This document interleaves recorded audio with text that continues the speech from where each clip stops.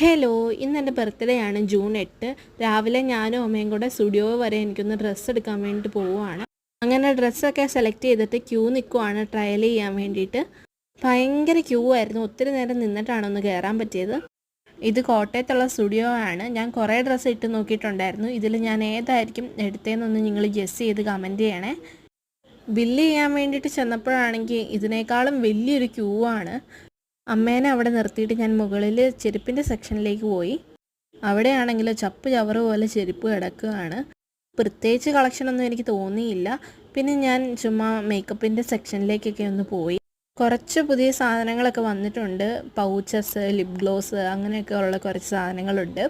ഞാൻ അവിടെ നിന്നൊരു കാജൽ എടുത്തിട്ടുണ്ടായിരുന്നു. നല്ലൊരു ഷിമ്മറി ബ്ലൂ ആയിട്ടുള്ളൊരു കാജൽ. വീഡിയോയിൽ കാണുന്ന പോലെയല്ല, നേരിട്ട് കാണാൻ ഇതിലും ഭംഗിയാണ്.